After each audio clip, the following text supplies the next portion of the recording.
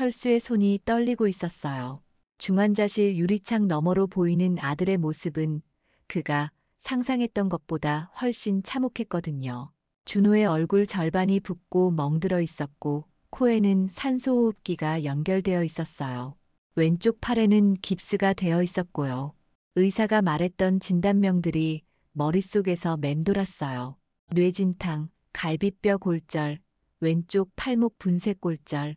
도대체 얼마나 많은 아이들이 달려들어 때렸기에 이런 상처가 날 수 있을까요? 철수는 주먹을 꽉 쥐었다가 펼치기를 반복했어요. 20년 동안 특수부대에서 단련된 그 손이 지금은 아무것도 할 수 없다는 현실이 너무나 괴로웠거든요. 병원 복도에서 만난 담임교사의 말이 아직도 귓속에서 웅웅거렸어요.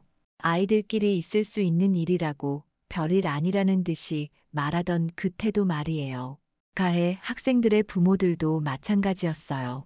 우리 애도 피해자라며 서로 싸운 것 아니냐며 책임을 회피하려고만 했거든요. 철수는 준호가 어떤 아이인지 누구보다 잘 알고 있었어요. 아내가 세상을 떠난 후 5년 동안 그 아이는 아버지에게 단 한 번도 말썽을 피운 적이 없었거든요. 오히려 너무 착해서 걱정이 될 정도였어요. 친구들에게 괴롭힘을 당해도 참고 견디는 그런 아이였거든요. 그런데 이번엔 달랐어요.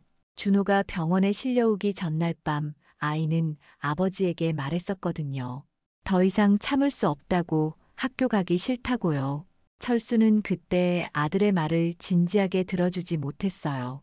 직장일로 머리가 복잡했거든요. 그냥 힘내라는 말 한마디만 건네고 말았어요. 만약 그때 좀 더 관심을 가졌다면, 아들의 고통을 알아차렸다면, 철수는 자신을 자책했어요. 특수부대에서 동료들의 작은 변화도 놓치지 않던 그가 정작 자신의 아들이 보내는 신호는 못 봤다니요. 중환자실 간병실에서 밤을 새우며 철수는 준호가 의식을 잃기 전에 남긴 마지막 말을 계속 떠올렸어요. 아빠, 나 정말 아무것도 안 했는데. 그 약한 목소리가 가슴을 찢어놓는 것 같았어요. 다음 날 아침 학교에서 교감 선생님이 찾아왔어요. 사건을 조용히 처리하고 싶다는 뜻을 넌지시 내비쳤거든요. 가해 학생들이 좋은 집 아이들이라서 이런 일로 앞길이 막히면 안 된다나요. 철수는 그 말을 들으며 뭔가 이상하다는 걸 느꼈어요. 호기심이 생긴 철수는 조용히 조사를 시작했어요. 예전 군 시절 동료들의 도움을 받아 가해 학생들의 배경을 알아봤거든요. 그리고 충격적인 사실을 발견했어요. 주동자 박민준의 아버지는 지역 건설업체 사장이었고 또 다른 가해자 이창호의 아버지는 시청 간부였어요. 나머지 아이들도 모두 권력 있는 집안 출신이었거든요. 그제서야 모든 게 이해됐어요. 왜 학교에서 이렇게 쉬쉬하려고 하는지, 왜 가해자 부모들이 당당할 수 있는지 말이에요. 그들에게 준호는 그냥 하찮은 서민 집 아이였을 뿐이었거든요. 철수는 법적 절차를 밟아보려고 했어요. 하지만 변호사는 고개를 저었어요. 명확한 증거가 부족하다는 거였어요. 학교 CCTV는 고장이 났다고 했고 목격자들은 모두 입을 다물었거든요. 심지어 준호와 친했던 아이들까지도 무서워서 증언하려 하지 않았어요. 그날 밤 철수는 아내의 유품이 담긴 상자를 꺼냈어요. 그 안에서 아내가 임종 직전에 쓴 편지를 발견했거든요. 준호를 잘 부탁한다는 내용이었어요. 세상에서 가장 소중한 아들을 지켜달라고, 아무도 그 아이를 다치게 하지 말라고 당부하는 글이었어요. 철수는 편지를 읽으며 울었어요. 아내와의 약속을 지키지 못했다는 자책감이 밀려왔거든요. 그리고 동시에 뭔가 다른 감정도 올라왔어요. 차가우면서도 뜨거운, 오랫동안 잠들어 있던 그 무엇인가가 깨어나는 것 같았어요. 다음 날 새벽 철수는 준호의 침실에 들어갔어요. 아들이 쓰던 책상 위에는 공부 노트들이 그대로 놓여 있었어요. 성실하게 필기한 노트들을 보며 철수는 마음속으로 다짐했어요. 이런 착한 아이가 왜 이런 일을 당해야 하는지, 세상이 도대체 어떻게 돌아가는 건지 알 수 없었지만 한 가지는 확실했어요. 아무도 자신의 아들을 건드리게 둘 수 없다는 것. 법이 지켜주지 않는다면, 학교가 외면한다면 그는 직접 나서야 한다는 것. 707특임대에서 배운 것들이 다시 필요한 때가 온 것 같았어요. 철수는 거울 앞에 섰어요. 5년 동안 평범한 직장인으로 살아온 자신의 모습이 보였어요. 하지만 그 눈빛 속에는 다른 무언가가 번뜩이고 있었어요. 20년 동안 잠재워 두었던 그 무엇인가가 서서히 깨어나고 있었거든요. 이제 게임의 규칙이 바뀔 시간이었어요. 그들이 힘의 논리로 자신의 아들을 짓밟았다면 이제 진짜 힘이 무엇인지 보여줄 차례였어요. 철수는 조용히 미소를 지었어요. 그 미소는 차가웠지만 그 안에는 아버지의 뜨거운 사랑이 담겨 있었어요. 철수는 새벽 5시에 일어나 러닝을 시작했어요. 오랫동안 하지 않던 특수부대식 체력 훈련이었거든요. 15km를 뛰고 나서야 숨이 가빠졌어요. 몸은 기억하고 있었어요. 수년간 단련했던 그 감각들을 말이에요. 집으로 돌아와 샤워를 마친 후 철수는 다락방으로 올라갔어요. 먼지가 쌓인 군용 트렁크가 거기 있었거든요. 5년 전 전역할 때 봉인해둔 과거였어요. 자물쇠를 열자 냄새가 올라왔어요. 총기 기름 냄새, 전투복에 밴 특유의 냄새. 모든 게 생생하게 되살아났어요. 트렁크 안에는 각종 전술 장비들이 정리되어 있었어요. 야간 투시경, 전술용 칼, 로프, 그리고 가장 아래쪽에는 작전 매뉴얼들이 있었거든요. 철수는 그 중에서 목표물 추적 및 감시 매뉴얼을 꺼냈어요. 한때 그의 생명을 구해준 지식들이었거든요.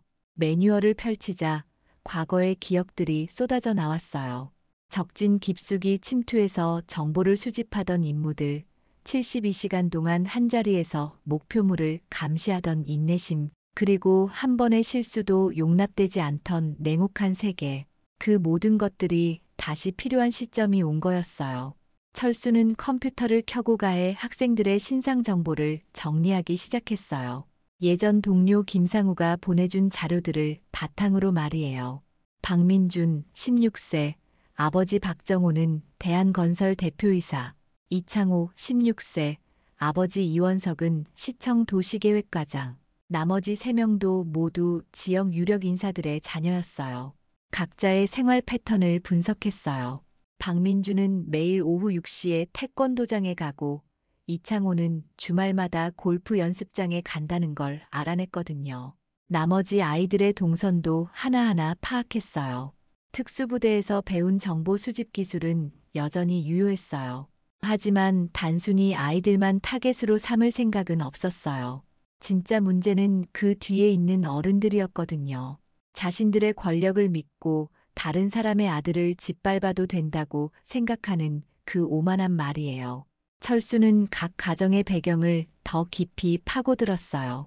박정호의 건설회사는 최근 시청에서 발주하는 대형 프로젝트를 따냈어요. 심사위원 중 한 명이 바로 이원석이었고요. 서로 얽혀있는 이익 관계가 보였어요. 그렇게 만들어진 권력의 카르텔이 자신의 아들을 희생양으로 삼은 거였어요. 그날 밤 철수는 준호의 병실을 지키며 아들의 잠든 얼굴을 바라봤어요. 붓기는 많이 빠졌지만 여전히 상처투성이었어요. 간호사가 말하길 아직 의식이 완전히 돌아오지 않았다고 했어요. 뇌진탕의 후유증 때문이라고요. 철수는 아들의 손을 잡았어요. 그 작고 여린 손을 보며 마음이 아팠어요. 이 손으로 누굴 때린 적도 없고 나쁜 짓을 한 적도 없는데 왜 이런 일을 당해야 하는지 이해할 수 없었어요. 병실을 나서며 철수는 아내의 영정 사진을 떠올렸어요. 생전에 아내는 항상 말했었거든요. 폭력으로는 아무것도 해결되지 않는다고, 사랑과 대화로 모든 걸 풀어야 한다고요. 하지만 지금 상황에서 사랑과 대화가 무슨 소용이 있을까요? 상대방은 애초에 대화할 의지도 없었거든요. 집에 돌아온 철수는 아내의 유품 상자를 다시 열었어요. 편지 아래에서 또 다른 종이를 발견했어요. 아내가 병원에서 끄적거린 메모였어요. 준호를 지켜줘. 세상의 모든 악한 것들로부터. 흐릿한 글씨였지만 의미는 분명했어요. 철수는 메모를 가슴에 품었어요. 아내도 알고 있었던 거예요. 이 세상이 얼마나 잔혹한지, 선량한 사람들이 얼마나 쉽게 상처받는지 말이에요. 그리고 때로는 그들을 지키기 위해 더 강해져야 한다는 것도요. 다음 날부터 철수는 본격적인 정찰을 시작했어요. 각 가해자들의 일상을 파악하기 위해서였어요. 박민준의 집은 고급 주택가에 있었고 집 앞에는 고가의 외제차가 세워져 있었어요. 이창호의 집도 마찬가지였고요. 며칠 동안 관찰한 결과 흥미로운 사실들을 발견했어요. 박정호는 매주 화요일마다 골프장에서 비밀 모임을 가졌어요. 이원석과 다른 공무원들이 함께였고요. 이창호는 아버지 몰래 오토바이를 타고 다녔어요. 부모들도 각자 약점이 있었던 거예요. 철수는 작전 계획을 세우기 시작했어요. 목표는 단순했어요.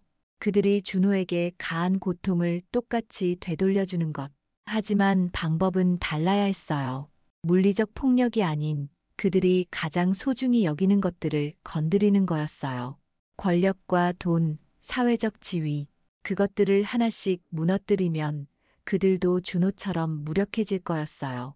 그때서야 자신들이 얼마나 잘못했는지 깨달을 수 있을 거고요. 철수는 거울 앞에 섰어요. 그동안 잠들어 있던 특수부대원이 깨어나고 있었어요. 눈빛이 달라졌어요. 더 이상 평범한 아버지가 아니었어요. 목표를 향해 전진하는 전사의 모습이었거든요. 마지막으로 철수는 준호의 사진을 책상 위에 놓았어요. 학교 체육대회에서 환하게 웃고 있는 아들의 모습이었어요. 그 미소를 다시 볼 수 있다면, 그를 위해서라면 무엇이든 할 수 있을 것 같았어요. 사냥이 시작될 시간이었어요. 그들은 아직 모르고 있었어요. 자신들이 건드린 게 단순한 평범한 아버지가 아니라는 걸 말이에요. 20년간 조국을 지켜온 특수부대원의 아들을 건드렸다는 걸 말이에요. 철수는 조용히 미소 지었어요. 게임은 이제 시작이었어요. 철수는 박정호의 일상을 2주 동안 관찰했어요. 매일 오전 7시 30분에 집을 나서서 회사로 향하고 점심시간에는 항상 같은 일식집을 이용했거든요. 그리고 매주 화요일 오후 6시 반드시 해안가 골프장에서 이원석과 만났어요. 너무나 규칙적인 생활 패턴이었어요. 특수부대에서 배운 건 단순한 것이었어요. 상대의 일상을 파악하고 가장 취약한 순간을 찾아내는 것. 박정호에게 그 순간은 매주 화요일 골프 모임이었어요. 그곳에서 그들은 공공연히 뒷거래를 논의했거든요. 철수는 골프장 근처 언덕에 자리를 잡았어요.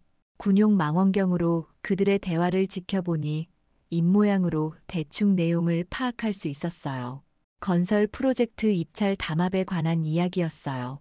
이원석이 심사 정보를 미리 흘려주고 박정호가 그에 맞춰 입찰서를 작성하는 시기였거든요. 며칠 후 철수는 본격적인 행동에 나섰어요. 먼저 해야 할 일은 증거 수집이었어요.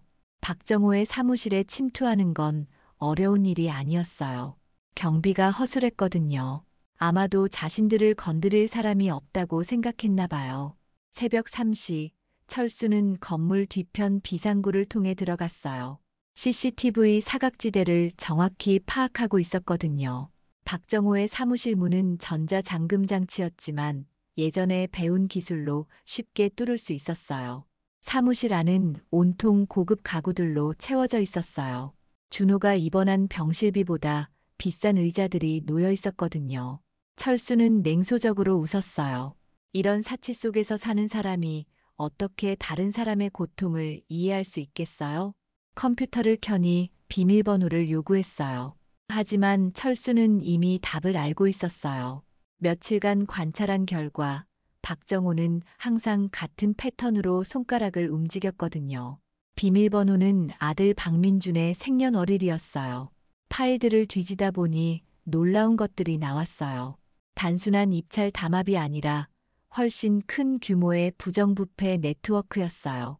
시청 간부들, 지역 정치인들, 건설업체들이 모두 연결되어 있었거든요. 수십억 원 규모의 돈이 오가고 있었어요. 철수는 모든 파일을 복사해서 USB에 저장했어요. 그리고 한 가지 더 했어요. 박정호의 개인 금고를 열어서 현금 뭉치들을 사진으로 찍었거든요. 세무서에서 관심을 가질 만한 증거들이었어요. 다음 날 박정호는 평소와 같이 출근했어요. 하지만 그의 하루는 곧 엉망이 될 예정이었거든요. 철수는 익명으로 국세청 신고센터에 제보했어요. 상세한 증거 자료와 함께 말이에요. 동시에 지역 언론사에도 같은 자료를 보냈어요. 기자들은 특종에 목말라 있었거든요. 특히 공무원과 건설업체 간의 유착은 언제나 좋은 기사 소재였어요. 오후 2시 박정호의 회사에 국세청 직원들이 들이닥쳤어요. 세무조사 영장을 들고 온 거였어요. 박정호는 당황했지만 어쩔 수 없었어요. 거부할 수도 없었거든요. 같은 시간 이원석의 사무실에도 감사원 직원들이 왔어요. 공무원의 뇌물수수 의혹으로 감사를 받게 된 거였어요. 두 사람 모두 하루아침에 벼랑 끝에 서게 된 거였어요. 저녁 뉴스에서는 이 사건이 톱뉴스로 다뤄졌어요. 지역 유력 건설업체와 공무원 간의 유착 의혹이라는 제목으로 말이에요. 박정호와 이원석의 사진이 모자이크 처리되어 나왔지만 지역 사람들은 누군지 다 알 수 있었어요. 그날 밤 철수는 박민준을 찾아갔어요. 아이는 태권도장에서 나오고 있었어요.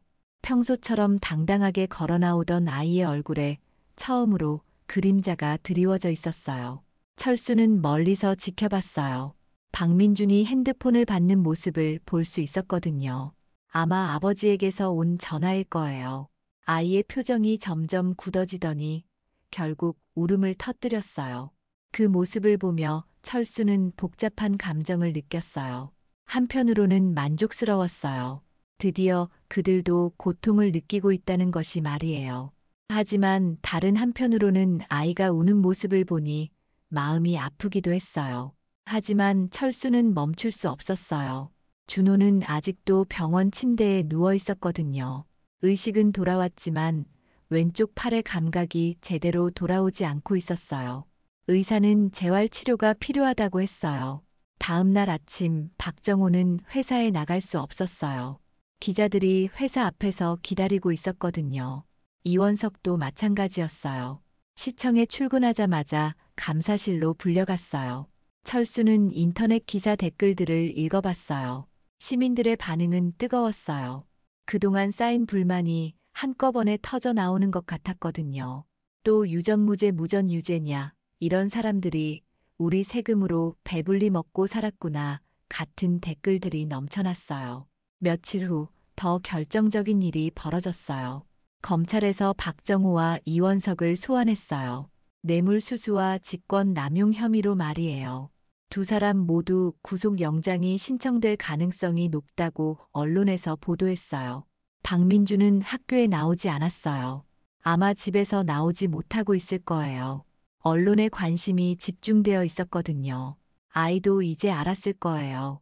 자신의 아버지가 어떤 일을 했는지, 그리고 그것이 얼마나 잘못된 일인지 말이에요. 철수는 준호의 병실에서 이 모든 상황을 지켜봤어요. 아들은 뉴스를 보고 있었어요. 박정고와 이원석의 체포 소식을 말이에요. 준호는 아버지를 바라보며 물었어요. 아빠, 이 사람들이 나를 때린 애들 아빠야? 철수는 고개를 끄덕였어요. 그래, 준호야. 하지만 이제 그들도 자신들이 한 일에 대한 대가를 치르게 될 거야. 준호는 잠시 생각하더니 말했어요. 아빠, 나는 복수보다는 그냥 다시는 이런 일이 없었으면 좋겠어. 다른 애들도 나 같은 일을 당하지 않았으면 좋겠어. 그 말을 들으며 철수는 가슴이 뭉클했어요. 이렇게 착한 아이를 어떻게 그들이 때릴 수 있었을까요? 하지만 철수의 계획은 아직 끝나지 않았어요. 진짜 게임은 지금부터 시작이었거든요. 밤이 되자 철수는 다시 행동에 나섰어요. 다음 타겟을 위한 준비가 필요했거든요. 첫 번째 사냥은 성공적이었어요. 이제 두 번째, 세 번째가 기다리고 있었어요. 박정호와 이원석의 구속 소식이 지역사회를 뒤흔들고 있었어요. 하지만 철수에게는 이제 겨우 시작에 불과했어요. 남은 3명의 가해 학생들의 부모들이 아직 있었거든요. 그들 역시 각자의 방식으로 권력을 남용하며 살아왔던 사람들이었어요. 두 번째 타겟은 이창호의 아버지 이원석. 아니죠. 이미 첫 번째에서 함께 처리했으니까요. 진짜 두 번째 타겟은 김태연의 아버지 김상철이었어요. 지역 최대 병원의 원장이었거든요. 의료계에서는 절대적인 권력을 가진 인물이었어요. 철수는 며칠 동안 김상철을 관찰했어요. 매일 아침 고급 외제차를 타고 병원에 출근하는 모습, 점심시간마다 VIP 환자들과 골프 약속을 잡는 모습. 모든 게 돈과 권력으로 얼룩져 있었어요. 이 사람에게 준호 같은 서민집 아이는 보이지도 않는 존재였을 거예요. 김상철의 약점을 찾는 건 생각보다 쉬웠어요. 그의 병원에서 최근에 그만둔 간호사 한 명이 있었거든요. 양심상 더 이상 견딜 수 없어서 나온 사람이었어요. 철수는 그 간호사를 조용히 만났어요. 간호사의 증언은 충격적이었어요. 김상철은 의료사고가 발생하면 환자 가족들을 협박하거나 돈으로 입막음을 해왔다는 거였어요. 가난한 환자들에게는 값싼 치료를 하면서도 비싼 돈을 받았고 부유한 환자들에게만 최고의 치료를 해줬다고 했어요. 더 끔찍한 건 의료진 자격증 대여 사건이었어요. 자격 없는 사람들에게 수술을 맡기고 사고가 나면 모든 책임을 아래 직원들에게 떠넘겼다는 거였어요. 몇 명의 환자가 그런 식으로 목숨을 잃었는데도 김상철은 아무렇지도 않게 살고 있었어요. 철수는 그 간호사가 몰래 녹음해둔 파일들을 건네받았어요.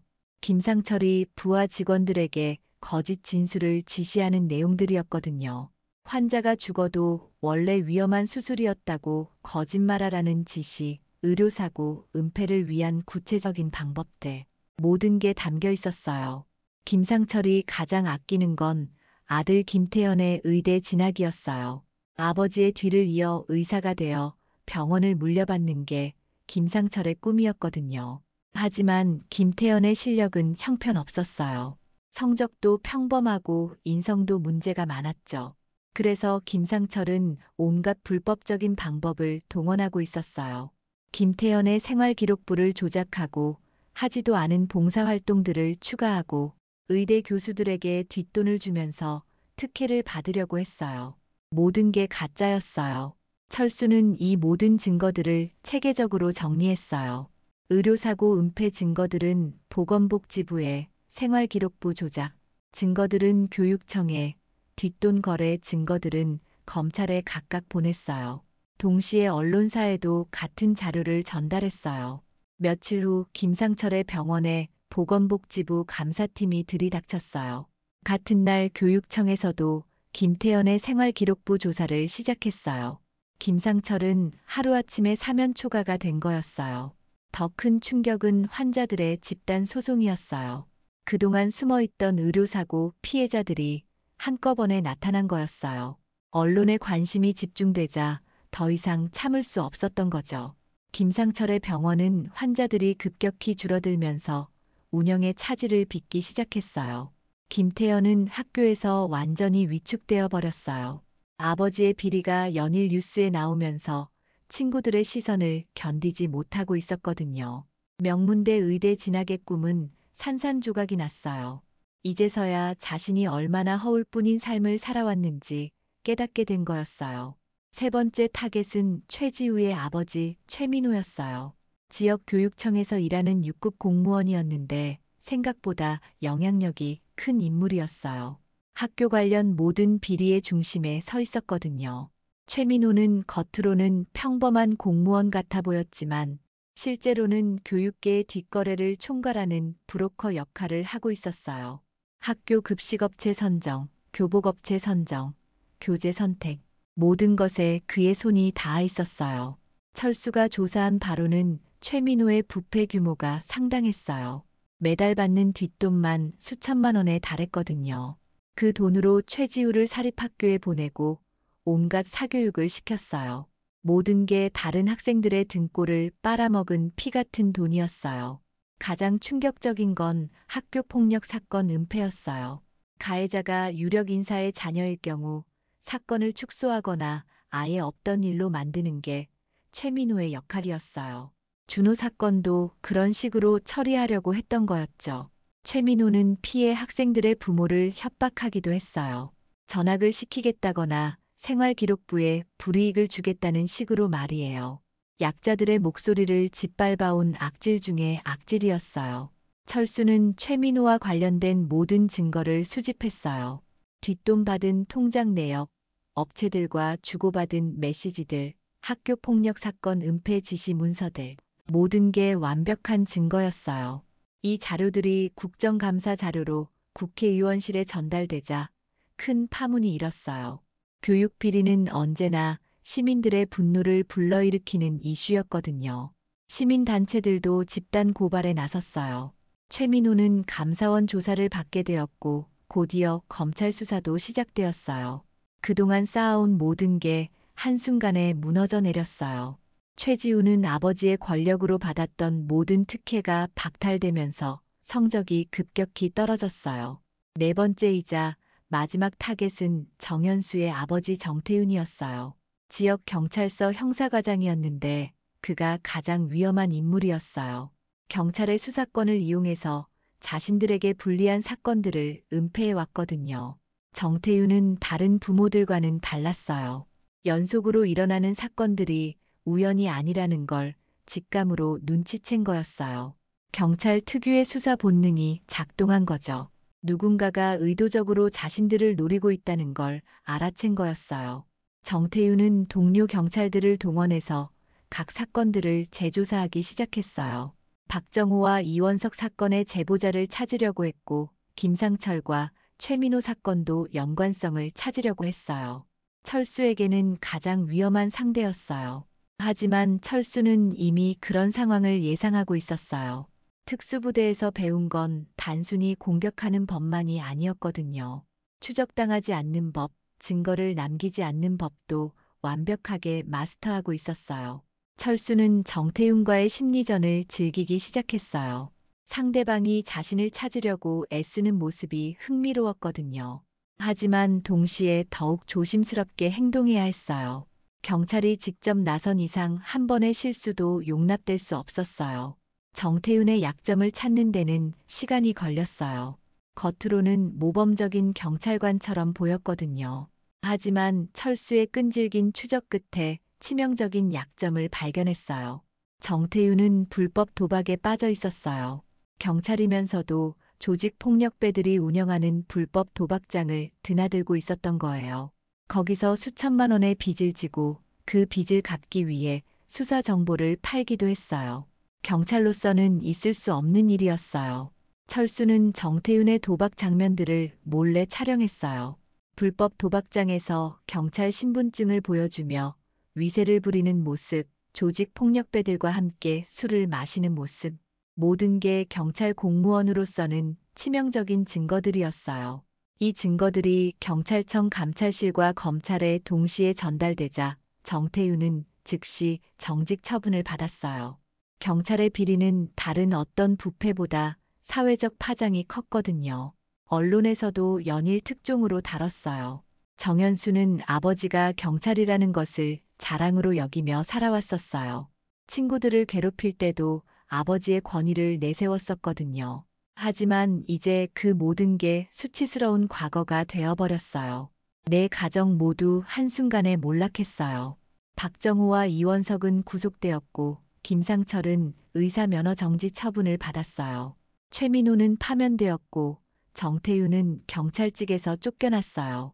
그들의 자녀들인 가해 학생들도 각자 큰 충격을 받고 있었어요. 하루아침에 권력과 돈을 잃은 상황에서 자신들이 얼마나 약한 존재인지 깨닫게 된 거였어요. 이제서야 준호가 느꼈을 두려움과 절망을 이해할 수 있게 되었을 거예요. 하지만 철수에게는 아직 마지막 단계가 남아 있었어요. 이 모든 일의 진짜 배후, 이들을 하나로 묶어주던 거대한 권력의 실체를 밝혀내는 것이었어요. 그리고 그것이 바로 철수가 진짜 노리고 있던 최종 목표였어요. 지역 사회는 연일 터져나오는 부패 스캔들로 시끄러웠어요. 시민들은 분노했고 언론은 특종 경쟁에 열을 올렸어요. 하지만 정작 이 모든 일을 계획하고 실행한 철수는 조용히 미소를 지으며 마지막 준비를 하고 있었어요. 준비는 거의 끝나가고 있었어요. 이제 진짜 게임이 시작될 시간이었어요. 내 가정의 몰락 소식이 지역 사회를 뒤덮고 있을 때 철수는 조용히 마지막 퍼즐 조각을 맞춰가고 있었어요. 그동안의 조사를 통해 하나의 명확한 사실이 드러났거든요. 이 모든 부패의 중심에는 한 사람이 있었다는 것이었어요. 바로 이 지역의 국회의원인 서동진이었어요. 30년 넘게 지역구를 장악해온 거물 정치인이었거든요. 박정호의 건설 프로젝트, 김상철의 의료 이권, 최민호의 교육비리, 정태윤의 수사방해. 모든 것이 서동진을 중심으로 한 거대한 카르텔이었어요. 철수는 며칠 동안 서동진의 과거를 파헤쳤어요. 그가 어떻게 이 지역의 절대 권력자가 되었는지, 어떤 방식으로 사람들을 조종해왔는지, 모든 게 치밀하게 계산된 권력 게임이었어요. 서동진의 아들 서준영은 준호와 같은 학교 3학년이었어요. 학교에서는 공식적으로 학생회장을 맡고 있었지만 실제로는 모든 학교폭력 사건의 배후 조종자였어요. 직접 손을 더럽히지 않으면서도 모든 걸 통제하는 방식이었거든요. 준호를 괴롭힌 5명의 학생들도 결국 서준영의 지시를 받은 것이었어요. 서동진이 지역 권력자들에게 압력을 넣듯이 서준영도 그 자녀들을 이용해서 학교를 장악하고 있었던 거예요. 아버지를 닮은 교묘한 권력 행사였어요. 철수가 파악한 바로는 준호 사건도 우연이 아니었어요. 준호가 학급에서 인기가 많고 정의감이 강한 아이였는데 서준영에게는 그런 존재가 눈에 가시 같았던 거예요. 그래서 의도적으로 다른 아이들을 시켜서 준호를 제거하려고 한 거였어요. 더 끔찍한 건 사건 은폐 과정이었어요. 서동진은 아들의 일을 처리하기 위해 자신의 모든 인맥을 동원했어요. 교육청의 최민호, 경찰의 정태윤, 의료계의 김상철, 건설업계의 박정호, 모두가 서동진의 한마디에 움직이는 꼭두각시들이었어요. 그들은 준호를 완전히 매장시키려고 했어요. 의료 기록을 조작해서 준호가 원래 병이 있었다고 만들려고 했고, 학교 기록도 조작해서 준호가 문제아였다고 만들려고 했어요. 심지어 준호의 아버지인 철수까지 범죄자로 만들 계획이었어요. 하지만 철수가 먼저 행동을 시작하면서 그들의 계획은 물거품이 되었어요. 오히려 자신들이 공경에 빠지게 된 거였죠. 서동진은 처음에는 단순한 우연이라고 생각했지만 점점 누군가의 의도적인 공격이라는 걸 깨닫기 시작했어요. 서동진은 30년간 정치계에서 살아남은 노예한 인물이었어요. 위기 상황에서 어떻게 대처해야 하는지 잘 알고 있었거든요. 그는 즉시 자신의 측근들을 동원해서 배우를 찾기 시작했어요. 철수는 서동진이 자신을 찾고 있다는 걸 알고 있었어요. 하지만 두렵지 않았어요. 오히려 기다려왔던 순간이었거든요. 이제 진짜 승부를 벌일 때가 온 거였어요. 서동진의 약점을 찾는 건 쉽지 않았어요. 30년간 정치계에서 살아남은 만큼 웬만한 증거는 다 숨겨놨거든요. 하지만 철수에게는 특별한 능력이 있었어요. 상대방의 행동 패턴을 분석해서 취약점을 찾아내는 특수부대식 분석법이었어요. 며칠간의 관찰 끝에 철수는 서동진의 치명적인 약점을 발견했어요. 바로 해외 비자금이었어요. 서동진은 지난 20년간 각종 후원금과 로비 자금을 해외 계좌에 숨겨두고 있었거든요. 그 규모가 수백억 원에 달했어요. 더 중요한 건 그 돈의 출처였어요. 일부는 북한과의 비밀 거래에서 나온 돈이었어요. 서동진은 대북 사업을 빌미로 거액의 정치 자금을 조성했는데 그 과정에서 국가기밀까지 넘겨줬던 거예요. 철수는 이 정보를 어떻게 입수했을까요? 바로 예전 707특임대 동료들의 도움이었어요. 그들 중 일부는 현재 국정원에서 일하고 있었거든요. 서동진의 대북 비밀 거래는 이미 국정원에서 파악하고 있었지만 정치적 이유로 공개하지 못하고 있었던 거예요. 하지만 철수에게는 그런 정치적 고려가 필요 없었어요. 그는 단순히 아들을 괴롭힌 놈들에게 복수하고 싶었을 뿐이었거든요. 국가기밀이든 뭐든 준호를 지키기 위해서라면 무엇이든 이용할 수 있었어요. 철수는 서동진의 해외 계좌 정보와 대북 거래 증거들을 정리했어요. 그리고 이 정보를 세 곳에 동시에 보냈어요. 검찰, 국정원, 그리고 언론사에 말이에요. 서동진이 이 사실을 알게 된 건 새벽 3시였어요. 측근으로부터 긴급 전화를 받은 거였어요. 검찰에서 압수수색 영장을 신청했고 언론사에서는 특종 기사를 준비하고 있다는 소식이었어요. 서동진은 즉시 모든 증거를 없애려고 했어요. 하지만 이미 늦었어요. 철수가 보낸 자료에는 해외 계좌의 거래 내역까지 모두 포함되어 있었거든요. 증거를 없앤다고 해서 해결될 문제가 아니었어요. 다음 날 아침 서동진의 사무실과 자택에 검찰 수사관들이 들이닥쳤어요. 동시에 주요 일간지 일면에는 현역 국회의원의 대북 밀거래 의혹이라는 특종 기사가 실렸어요. 정치계에는 폭풍이 몰아쳤어요. 서동진은 30년 정치 인생에서 가장 큰 위기를 맞았어요. 여당에서는 즉시 제명 절차에 들어갔고 검찰에서는 국가보안법 위반 혐의로 구속영장을 신청했어요. 하루아침에 모든 권력을 잃게 된 거였어요. 더 큰 충격은 서준영에게 닥쳤어요. 아버지의 몰락과 함께 자신이 쌓아온 모든 것도 무너져 내렸거든요. 학교에서는 학생회장직을 박탈당했고 친구들도 모두 등을 돌렸어요. 권력의 그늘에 숨어 지내던 아이에게는 감당하기 힘든 현실이었어요. 준호를 괴롭혔던 5명의 학생들도 마찬가지였어요. 이제 서준영의 보호막이 사라지자 그들도 완전히 고립되었어요. 학교에서는 따돌림을 당했고 집에서는 부모들로부터 질책을 받았어요. 철수는 이 모든 과정을 지켜보며 복잡한 감정을 느꼈어요. 한편으로는 만족스러웠어요.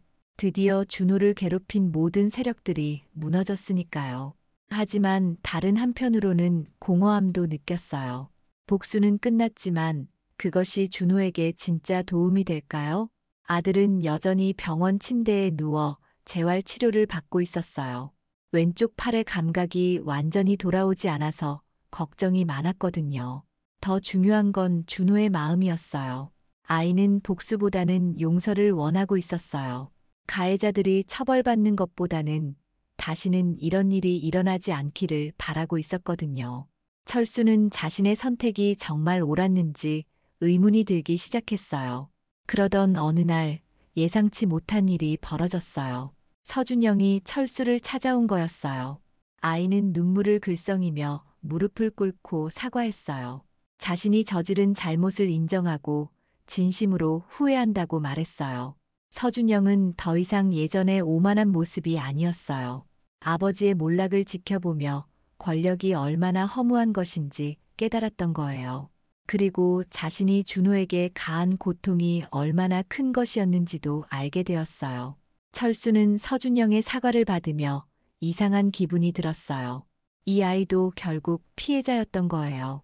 아버지의 잘못된 가치관에 물들어서 판단력을 잃었던 거였거든요. 진짜 악은 서동진 같은 기성세대였던 거예요.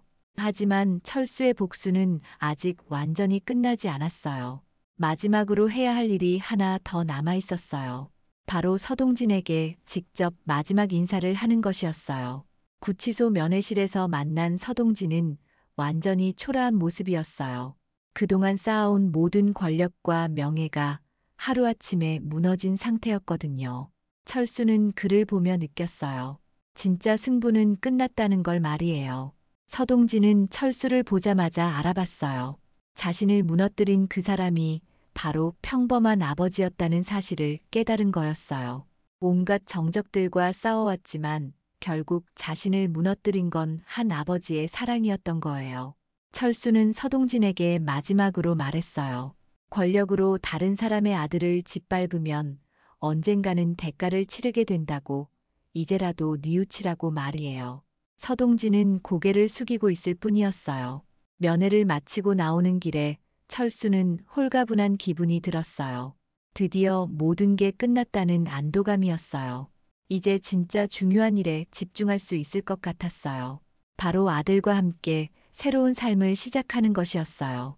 철수는 구치소에서 나오는 길에 멈춰서서 하늘을 올려다봤어요. 구름 한 점 없는 맑은 하늘이 펼쳐져 있었거든요. 마치 그동안 가슴속에 쌓여있던 먹구름들이 모두 거친 것 같은 기분이었어요.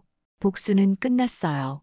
이제 정말로 중요한 일이 시작될 시간이었어요.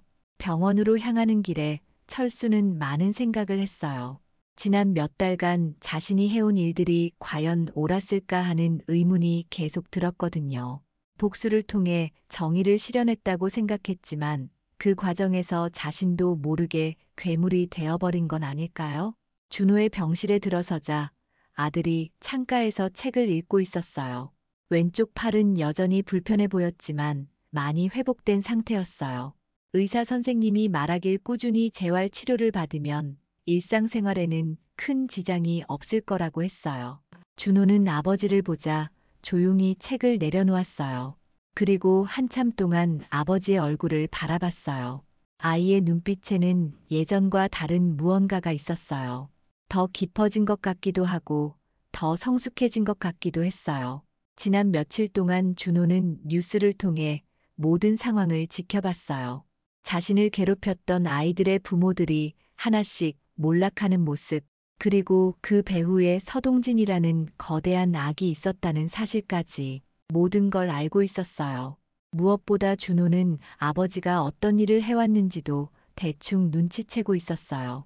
단순한 우연이 아니라 아버지의 치밀한 계획이었다는 걸 말이에요. 하지만 아이는 아버지를 원망하지 않았어요. 오히려 고마워하고 있었거든요. 철수는 아들 옆에 앉아서 조용히 손을 잡았어요. 그리고 지난 일들에 대해 이야기하기 시작했어요. 자신이 왜 그런 선택을 했는지, 어떤 마음으로 그 일들을 해왔는지 숨김없이 다 털어놨어요. 준호는 아버지의 이야기를 끝까지 들었어요. 그리고 나서 조용히 말했어요. 아버지의 마음을 이해한다고 하지만 이제는 복수보다 더 중요한 것들이 있다고 말이에요. 서로를 이해하고 용서하는 것, 그리고 함께 치유해 나가는 것이 더 중요하다고 했어요. 그 순간 철수는 깨달았어요. 진짜 승리는 복수를 완성하는 게 아니라 아들과 함께 새로운 시작을 하는 거라는 걸 말이에요. 준호가 다시 웃을 수 있게 되는 것, 그것이 진짜 목표였던 거예요. 며칠 후 준호는 퇴원할 수 있게 되었어요. 의사는 완전히 회복되려면 시간이 더 걸리겠지만 집에서 요양하는 게 더 좋을 거라고 했어요. 철수는 아들을 집으로 데려오면서 새로운 다짐을 했어요. 집에 돌아온 준호는 한동안 학교에 가지 않았어요. 몸의 회복도 필요했지만 마음의 상처를 치유하는 시간도 필요했거든요. 철수는 회사에 장기 휴가를 내고 아들과 함께 시간을 보냈어요. 처음에는 어색했어요. 그동안 일에만 몰두하느라 아들과 제대로 시간을 보낸 적이 별로 없었거든요. 하지만 점차 서로에게 익숙해져 갔어요. 함께 요리를 해보기도 하고, 영화를 보기도 하고, 산책을 하기도 했어요. 그 과정에서 철수는 많은 걸 배웠어요. 아들이 얼마나 성숙한 아이인지, 얼마나 깊은 생각을 하는 아이인지, 그동안 몰랐던 준호의 모습들을 발견할 수 있었어요. 동시에 자신이 얼마나 부족한 아버지였는지도 깨달았어요. 한 달 정도 지나서 준호는 학교로 돌아갔어요. 처음에는 걱정이 많았어요. 친구들이 어떻게 받아들일지, 또 다른 문제가 생기지는 않을지. 하지만 의외로 학교 분위기는 많이 달라져 있었어요. 서준영과 다른 과의 학생들은 이미 전학을 가거나 자퇴를 한 상태였어요. 그들의 부모들이 지역에서 더 이상 버틸 수 없었던 거였어요. 새로 부임한 교장 선생님은 학교 폭력 척결을 최우선 과제로 삼고 있었고요. 준호는 학교에서 많은 친구들의 환영을 받았어요. 그동안 숨어있던 아이들이 나타나서 준호에게 고마움을 표했어요. 준호의 일을 계기로 학교의 부조리한 권력 구조가 무너졌다는 걸 알고 있었거든요. 더 놀라운 건 준호의 변화였어요. 예전보다 더 당당해졌고 더 적극적이 되었어요. 고통을 겪으면서 오히려 더 강해진 거였어요. 다른 친구들이 어려움에 처하면 먼저 나서서 도와주는 모습도 보였어요. 철수는 아들의 변화를 보며 뿌듯해했어요. 동시에 반성도 했어요. 자신은 복수를 통해 문제를 해결하려고 했지만 준호는 사랑과 용서를 통해 더 근본적인 변화를 만들어내고 있었거든요. 몇 달 후 철수에게 예상치 못한 연락이 왔어요. 서준영의 어머니로부터였어요. 아들이 새로운 학교에서 열심히 지내고 있다는 소식과 함께 준호와 철수에게 진심으로 사과한다는 편지를 보내온 거였어요. 편지에는 서준영이 쓴 사과문도 들어 있었어요. 아이는 자신의 잘못을 깊이 뉘우치고 있었고 앞으로는 다른 사람을 도우며 살겠다고 다짐하고 있었어요. 철수는 그 편지를 읽으며 복잡한 감정을 느꼈어요. 복수는 끝났지만 그것이 진짜 끝은 아니었어요. 이제부터가 진짜 시작이었거든요.